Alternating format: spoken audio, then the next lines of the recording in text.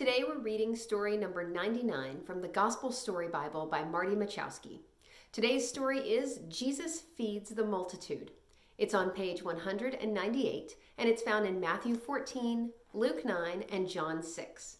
Matthew, Luke, and John are found in the New Testament. Here's the picture. Jesus feeds the multitude. No one had ever seen anyone do the miracles Jesus was doing. And no one had ever heard anyone talk about God and his kingdom the way Jesus did. No wonder people followed him everywhere he went. Even when Jesus sat down somewhere just to talk with his disciples, the news would spread, "Jesus is here! Jesus is here! Let's go hear what he has to say." Soon the crowds would surround him again, eager to hear every word and hoping to see a miracle. This happened one day when Jesus climbed a mountain to talk with his disciples.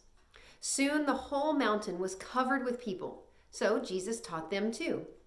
At the end of the day, the disciples asked Jesus to send the people home. They haven't had anything to eat all day, and there's nowhere for them to spend the night, they said. To test their faith, Jesus said, "You give them something to eat." Philip replied, "How can we do that? Even if we had 200 denarii, which was about 200 days' wages, we wouldn't have enough money to buy food for all these people." There were about 5,000 men in the crowd, and even more women and children. Then Andrew spoke up. "There's a little boy here with 5 barley loaves and 2 fish, but that's not nearly enough." Normally, that would have been true, but not this time. The little boy's lunch was part of God's bigger plan. Jesus asked his disciples to have everyone sit down in groups of 50. Then Jesus took the boy's bread and fish and thanked God for it. He broke the fish and the bread into small pieces and gave them to the disciples to share with the crowd.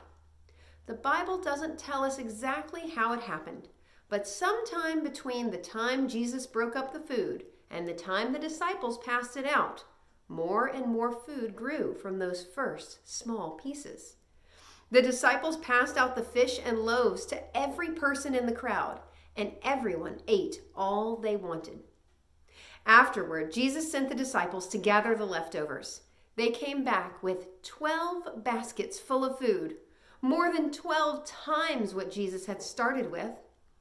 Everyone who was there that day knew they had seen a miracle. They said, "This has to be the prophet we've been waiting for God to send." Jesus knew what they were thinking. He also knew that they desired to make him their king, but that was not why he had come. So he sent the crowds away and slipped away by himself to another part of the mountain. The Jews wanted a king like David who would fight and conquer Rome, the country that ruled over them.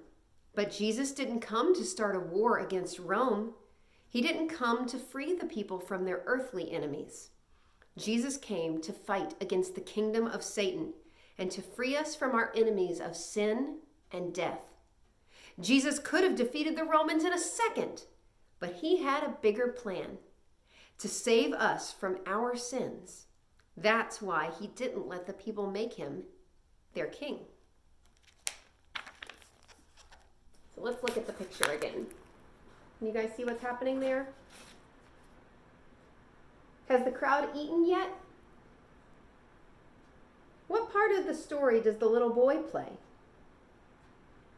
How can so much food be left over from just 5 loaves and 2 fish? Tune into our next story to learn more about God's big story. If you're following along at home in your Old Story New devotional, we're on week 21, and on Monday, you can start on day 1.